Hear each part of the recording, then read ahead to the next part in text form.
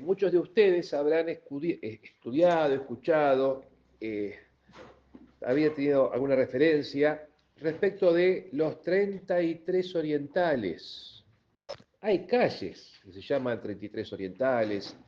Hay una ciudad en Uruguay que tiene como nombre los 33 o 33, ciudad grande, que queda allí sobre la ruta 8. Pero realmente, ¿por qué se hicieron célebres los 33 orientales? Muy bien, porque de alguna manera ellos, al mando de general Juan Antonio Lavalleja en 1825, cruzaron el río Uruguay yendo de Argentina a Uruguay para despertar el sentimiento nacional y liberar a el territorio uruguayo del dominio brasileño, lo que se llamaba la provincia cisplatina. ¿Sí? Como Uruguay y Brasil tienen frontera seca, bueno, era fácil para Brasil invadir y, bueno, apropiarse de ese territorio que, bueno, quería unir a su imperio, ¿no? Cuando Brasil era un imperio. Lo cierto es que el 19 de abril de 1825 los 33 cruzaron el río Uruguay, desembarcaron en la playa de Agraciada, iniciando así la llamada Cruzada Libertadora. Era un grupo reducido, mal armado, 33 solamente, un poco más de lo que estamos acá hoy.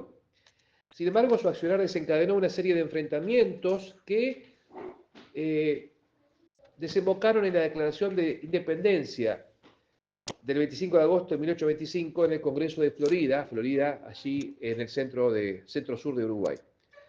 Este gesto de los 33 también fue acompañado por las provincias unidas del Río de la Plata, lo que derivó en un conflicto, una guerra, la guerra cisplatina, que dio como resultado que en 1828, tras una mediación, Uruguay fuera reconocido como un territorio aparte y un estado tapón, por así decirlo, entre Brasil y Argentina. Así que de esa forma se conformó el territorio actual del Uruguay. Y el que habla nació allí, en esa provincia cisplatina, ¿no es cierto? Hace ya casi 50 años. Lo cierto es que estos 33 fueron memorables, pero hay 30 más famosos que estos. Y esos estuvieron al mando de David. No al mando de Lavalleja, sino al mando de David, el hijo de Isaí. Los 30 valientes de David eran un grupo de guerreros de élite que sirvieron fielmente al rey David. Los que han visto SWAT de chicos en los 80, nada que ver con SWAT. Los que han visto los Transformers de chicos, mejor que los Transformers. Los que han visto G.I. Joe de chicos, era poca cosa para estos 30 de David. Cuando uno lee las historias del Antiguo Testamento, que son historias vivas, y ve las experiencias de estos 30, y lo que hicieron algunos de estos 30, se asombra y encuentra algunas características comunes entre algunos de ellos. Vamos a leer una lista, una de las listas donde estos figuran en 2 Samuel 23-24, por favor, acompáñenme. 2 Samuel 23-24.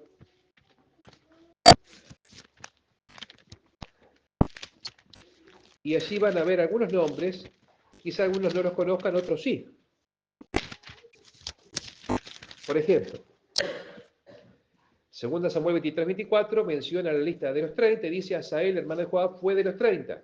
El Aram, hijo de Dodó de Belén. Sama, Arodita de Elica, Arodita. Él es Paltita. Y así da la lista uno por uno del nombre y su procedencia. 2 Samuel 23. Y van a ver ustedes allí en el versículo 39 que se menciona a uno llamado, ¿cómo? Urías Eteo. Era parte de este grupo. Por eso lo de David fue tan grave, porque le sacó la esposa a uno de sus mejores hombres. Y por eso fue el castigo de Dios fue tan severo, 4 por 1, porque le hizo algo terrible a uno de sus mejores y más valiosos hombres. Era de los 30, Urías Eteo. Ahora, hay otras listas más de este grupo, por ejemplo, en Primera Crónicas 11, si me acompañan un poquito más adelante en la Biblia, Primera Crónicas capítulo 11, versículo 26 al 47, se menciona a este grupo. Y entonces se dice nuevamente, encabezado por Asael, capítulo 11, versículo 26, se habla de Samot Arodita, él es pelonita, se sigue, bueno, mencionando el grupo. Nuevamente se menciona a, a otros hombres, Joab, un escudero de Joab, hijo de Sarbia, van a encontrar allí. Bueno, mucha gente valiosa, mucha gente importante, mucha gente reconocida por su valentía en batalla, héroes de guerra, capaces de enfrentarse a numerosos enemigos, mostrando una lealtad inquebrantable por David. Por David hacían lo que sea. Por David se animaban a lo que sea. Por David, bueno, si era necesario, daban la vida. Todo estaba al servicio de David. Algunos de los 30 valientes más destacados la Biblia menciona. Por ejemplo, se habla de Abisai, comandante de los 30, que mató a 300 con una lanza. Se habla de Benaía, hijo de Joiada, que mató un león en un pozo y a un gigante egipcio. Se habla de Asael, hermano de Joab, un guerrero veloz, que finalmente fue asesinado por Abner. Y se habla de un Elanán, hijo de Dodó, que mató a Goliat, otro Goliat. ¿Sí? Esto se refiere a 2 Samuel 21. Bueno, muchas hazañas de estos hombres. Muchos preguntan si fueron 30 realmente o 30 simboliza un grupo reducido y especial. Porque hay algunas diferencias entre ambas listas. Lo cierto es que estos 30 fueron inigualables, fueron notables. Sin embargo, dentro de estos 30 muchachos, de estos 30 soldados, había 3 que eran los más valientes de los valientes. Jesús tuvo también 3 especiales, Pedro, Santiago y Juan. Cuando Jesús tenía que tomar decisiones importantes o comunicar cosas importantes, tenía un grupo especial que era Pedro, Santiago y Juan. Los 3 más importantes de los 12, los 3 más cercanos de los 12. David tuvo 3 valientes, los más valientes de los valientes dentro de este grupo. Se lee de ellos en 2 de Samuel 23:8. Vamos a buscar allí un poquito más atrás, 2 Samuel 23:8. Se menciona este grupo. Y ustedes van a ver allí en el versículo 8 que se menciona a los nombres de los valientes que tuvo David: José, Basebet, el Tacmonita, principal de los capitanes. Este era Adino, el esnita, que mató 800 hombres en una ocasión. Después de este, Eleazar, hijo de Dodó, Ahoita, uno de los 3 valientes que estaban con David cuando desafiaron a los filisteos que se habían reunido allí para la batalla y se habían alejado de los hombres de Israel. Y acá te empieza a decir por qué había 3 que eran los más valientes de los valientes. Dice entonces, el versículo 9, que él se paró allí en batalla, y el 10, se levantó y hirió a los filisteos hasta que su mano se cansó y quedó pegada a su mano la espada. Aquel día Jehová dio victoria, gran victoria, y se volvió el pueblo en pos de él tan solo para recoger el botín. Después de fue Sama, hijo de Age, Aradita. Los filisteos se habían reunido en Lehi, donde había un pequeño terreno lleno de lentejas, y el pueblo había huido delante de los filisteos.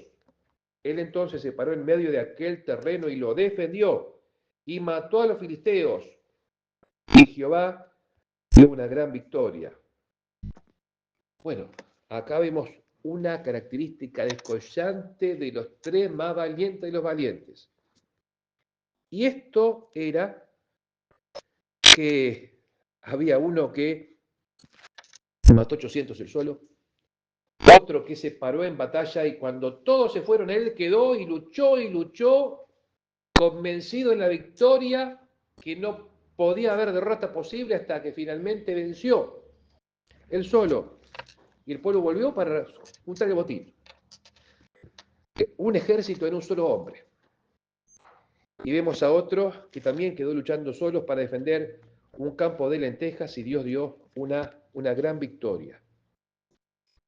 Así que la capacidad o la virtud descollante de este grupo de los más valientes de los valientes era que tenían una altísima capacidad de resistencia. Venían 800, seguían. Venían los filisteos contra el campo de lentejas, se fueron todos, seguía.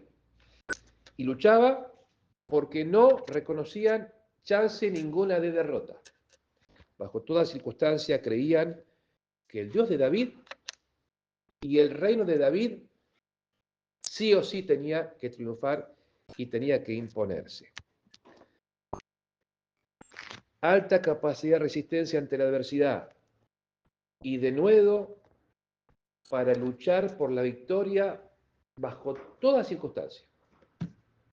¿Qué les parece? Los más valientes de los valientes. Algunos podrían pensar, bueno, gente tan destacada, Adino, este otro, Eleazar, Sama, serían estrellas cada uno en particular, ¿no? Competirían entre ellos a ver quién era el más valiente de los 30 valientes. Sería que ellos tienen algún tipo de, bueno, celo profesional unos de otros, para que nadie le quede en duda de que estos hombres no solamente que eran valientes, sino que eran unidos entre ellos y se contagiaban mutuamente la fe y el valor, se contagiaban mutuamente la fe y el valor. Ahí mismo en el capítulo 23 encontramos un episodio en el cual demuestran que unidos eran mucho más aún que cada uno por separado. Aunque cada uno por separado tenía gran capacidad de resistencia y gran destreza, unidos eran, eran imposibles de amedrentar, imposibles de vencer. El versículo 15 dice que David dijo con vehemencia un día, pensando en voz alta quizás, ¿no? ¿Quién me diera a beber del agua del pozo de Belén que está junto a la puerta? Todos los que hemos probado agua de pozo, del pozo del ají de la abuela, o el bombeador, o la bomba manual, sabemos que el agua de pozo es la más rica que hay, ¿no? La más rica, la más fresca es. Y David pensó un día, ay, qué calor que hace, qué bueno sería tomar agua del pozo de Belén, pero claro, está en manos de los filisteos. ¿Quién puede acceder a ello, no? Sin embargo, estos hombres, dice el versículo 16, los tres valientes irrumpieron por el campamento de los filisteos y sacaron agua del pozo de Belén que estaba junto a la puerta, y tomaron y la trajeron a David, mas él no la quiso beber, sino que la derramó para Jehová, diciendo, lejos sea de mí, oh Jehová, que yo haga esto. ¿He de beber yo la sangre de los varones que fueron con peligro de su vida? Y no quiso beberla. Y firma, los tres valientes hicieron esto. Le dijo, no, esto es demasiado honor, yo no soy digno de alguna ofrenda así, esto es para Dios. Y la derramó como una ofrenda líquida a Dios, ¿no? Porque era realmente algo notable, memorable, lo que hicieron estos tres valientes, que no solo demostraron habilidades excepcionales en combate y una fe a toda prueba, sino que por David hacían cualquier cosa. Por David se aguantaban cualquier cosa. Por David luchaban hasta el final. ¿Qué capacidad de resistencia tenían estos hombres? Hermano, hermana, ¿qué estarías dispuesto vos a hacer no por David, sino por el hijo de David? ¿Qué estarías dispuesto a aguantarte por el hijo de David? ¿Cuánto estaríamos dispuestos a resistir por el hijo de David? Bueno, nosotros como pueblo remanente tenemos que desarrollar una gran capacidad que es la capacidad de resistencia. Acá están los griegos, eruditos griegos que saben que cuando se dice que aquí está la paciencia de los santos, que guardan el mandamiento de Dios y la fe de Jesús, se habla de resistencia, de capacidad de soportar, de la perseverancia, bajo toda circunstancia, la resistencia del pueblo de Dios. ¿Por qué resistencia? Bueno, primero que nada, pues estamos solos. Estamos solos. ¿Por qué solos? Porque guardamos los mandamientos de Dios y la fe de Jesús. Como guardamos los mandamientos de Dios, el pueblo evangélico nos mira medio de costado, porque entre los mandamientos está el sábado. No sé, ¿cómo que? De medio que el Antiguo Testamento como algo de gran estima, de gran valor, y para el pueblo evangélico es medio que hay algunas cositas, pero medio que de costado.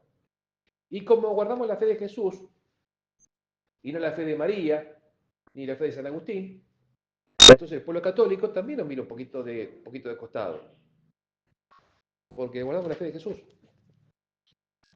Y como guardamos la fe de Jesús, bueno, el pueblo hebreo se pone contento porque guardamos el sábado y muchas cosas que ellos valoran, pero el Nuevo Testamento ellos no lo registran porque no aceptan a Jesús como Mesías Salvador.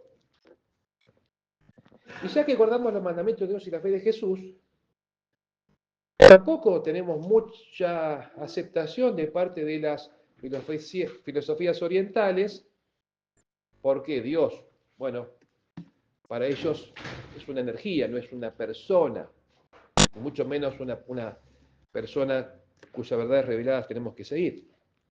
Así que, efectivamente, hermanos queridos, así como Adino un día en campo de batalla, así como Eleazar o Sama en alguna circunstancia, nosotros estamos solos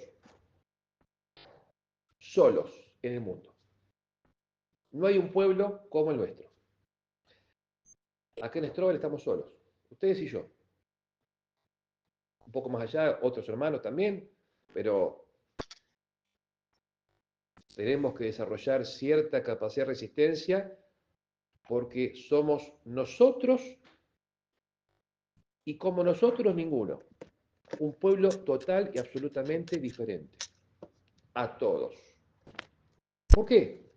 Los mandamientos de Dios y la fe de Jesús. El Antiguo Testamento y el Nuevo Testamento. Solo con eso ya está solo. Y por lo tanto, bueno, hay que desarrollar la capacidad de resistencia. Por eso nos estamos enfrentando no a un filisteo que domina o que quiere un campo de lentejas, no un gigante que mide 2 o 3 metros, no una guarnición que se apropia de un pozo de agua. Nosotros enfrentamos a un enemigo mucho más poderoso que estos que enfrentaron los 30 de David o los 3 más valientes de los valientes, uno que nos quiere robar ni más ni menos que la corona de vida, la salvación, ni más ni menos que eso. Entonces, ¿cuánto estamos dispuestos a aguantar por el Señor Jesucristo? Y no solamente aguantar, sino qué estamos dispuestos a hacer por el Señor Jesucristo. Porque estos 3 valientes y estos 30 valientes no eran especialistas en aguantar solamente, sino en resistir y avanzar.